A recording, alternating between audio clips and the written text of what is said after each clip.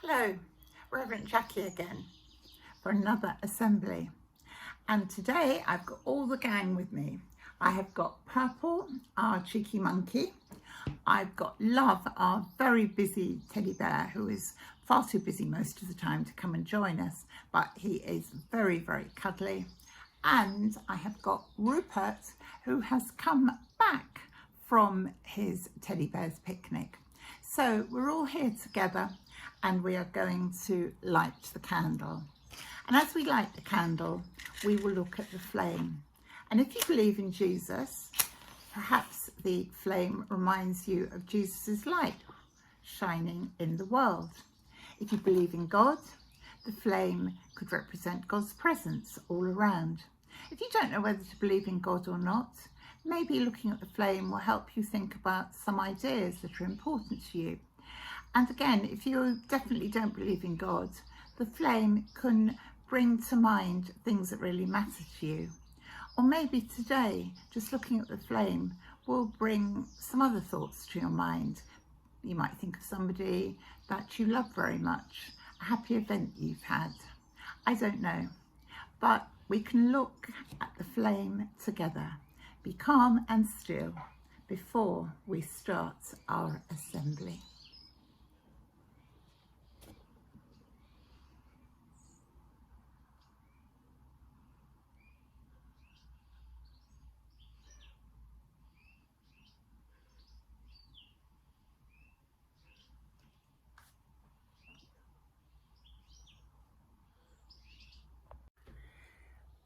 Today in our assembly, we're thinking about being creative, writing, reading or listening to poetry, and the life of Anne Bradstreet, who was an early American poet. She was the first woman living in America to have her poetry published in a book. And Purple has just come along to remind me that we have another guest with us today, and that's Ella, all the way from Australia, who is going to tell us some facts about Anne Bradstreet. So thank you very much for reminding me, Purple. Hello, it's Ella here. Today I'm going to tell you some facts about Anne Bradstreet. Anne was a poet. She was the first person ever to live in America and have her poetry published in a book. Anne was born in Northampton in 1612, which is over 400 years ago. She married Simon when she was 16. They were very religious, and when they were 18, they moved with other people to America to practice their Christianity and peace. The journey to America was difficult. Once they arrived, they found that life in America was difficult too. They had to keep moving around. Simon was often away from home, leaving Anne with their 8 children. However, Anne knew whatever happened, Jesus was with her. She started writing poetry about how she loved her husband and her children, and how she loved and trusted her friend Jesus, even when her house burnt down. Her poems became very popular, and people still read her poems today. Hope you enjoyed listening about facts about Anne Bradstreet. Thanks for listening. Bye!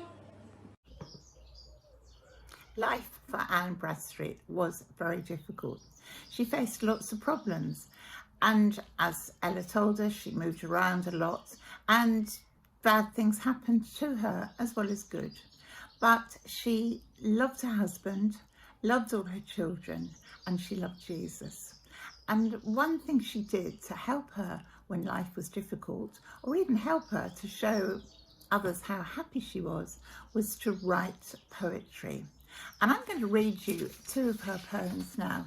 They're quite difficult to understand because she was writing hundreds of years ago.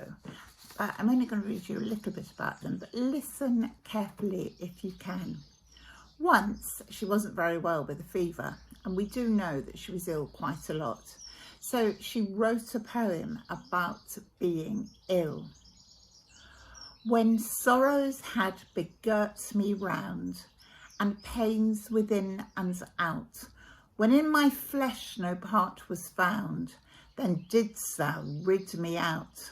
My burning flesh in sweat did boil, my aching head did break. From side to side for ease I toil, so faint I could not speak. I think that poem tells us just how ill poor Anne was feeling. But then here's a bit of another one, another poem which is far more cheerful, and she's writing it to her dear and loving husband. I'm only going to read you 4 lines, but it shows how much she loved him. If ever two were one, then surely we. If ever man were loved by wife, then thee. If ever wife was happy in a man, compare with me, ye women, if you can. And what she's saying there is that there can't be any other woman who is as happy with her husband as she is. And she goes on to say that her husband's love for her was more valuable than all the riches you could get in the East, all the gold in the world, and that she could never stop loving him. Now, Ella is going to read us a poem, and this poem is very different from anything that Anne Bradstreet wrote. I think it's quite funny, so have a listen. Hi, it's Ella, and I'm back again. And now I'm going to tell you a poem by Bruce Glancy called A Bad Case of Sneezes. Last night I had the sneezes. I was really very ill. My mum called the doctor, who prescribed a purple pill. At 8 o'clock I went to bed. My mum turned out the light. I used a whole box of Kleenex, sneezing throughout the night. I sneezed my brains out in my bed. I didn't get much rest. So that's, teacher, why I flunked the spelling test. I thought that was a really funny one. I hope you enjoyed. Bye!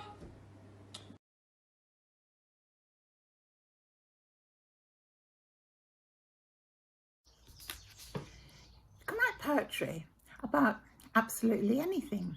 Funny poems, sad poems, poems that are about places you've been to, things you've seen, just absolutely anything. And it's great to be creative. But before you perhaps go and write your own poem or look for a poem to read, I'm going to read you a poem that I used to love when I was at my primary school. It's written by someone called Edward Lear, and it's known as nonsense poetry, and probably because it couldn't really happen. But here it goes. It's called The Owl and the Pussycat. The owl and the pussycat went to sea in a beautiful pea-green boat. They took some honey and plenty of money wrapped up in a £5 note. The owl looked up to the stars above and sang to a small guitar. Oh, lovely pussy, oh, pussy, my love, what a beautiful pussy you are. You are, you are, what a beautiful pussy you are. Pussy, said to the owl, you elegant fowl, how charmingly sweet you sing. Oh, let us be married, too long we have tarried. But what shall we do for a ring? They sailed away for a year and a day to the land where the bong trees grows. And there in the wood a piggy stood, with a ring at the end of his nose, his nose, his nose, with a ring at the end of his nose. Dear pig, are you willing to sell for 1 shilling your ring? Said the piggy, I will. So they took it away and were married next day by the turkey who lives on the hill. Now, I used to know that poem by heart when I was young. I had to read it today, but it is a lovely, fun poem to say. So it's great, isn't it? Words can be made into the most lovely things. So let's have a prayer now. Let's think about Anne Bradstreet, her difficult life, but the fact that she could find enjoyment by writing poetry, and also by the fun we can have by being creative with words. Let us pray. I'll get the gang back to join me.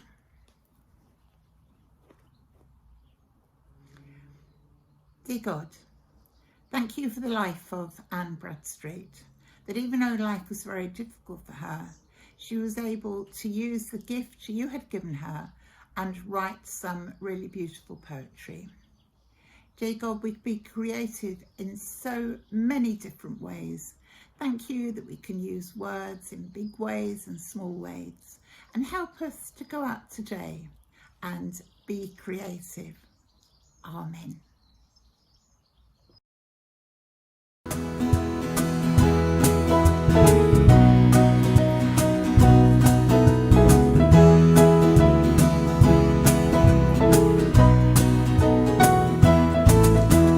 Jesus' love is very wonderful. Jesus' love is very wonderful. Jesus' love is very wonderful. Oh, wonderful love. So high you can't get over it. So low you can't get under it. So wide you can't get round it. Oh, wonderful love. Jesus' love is very wonderful. Jesus' love is very wonderful. Jesus' love is very wonderful. Oh, wonderful love. So high you can't get over it. So low you can't get under it. So wide you can't get round it. Oh, wonderful love. It's time now to say goodbye and to blow the candle out. So it's going to be goodbye from Purple, goodbye from Love when he gets into the right position, goodbye from Rupert Bear, and of course a big goodbye from Ella in Australia and myself. So we'll blow the candle out, and as the flame disappears, we'll think of our thoughts, ideas and our prayers going ahead of us. And of course, as ever, may we go out with love in our hearts. I hope you have a good week until I'm with you again. And maybe if you see me in the streets on the way to school or coming back from school, you'll say hello to me. It'd be really good to see you. So take care. Until next time, goodbye from us all.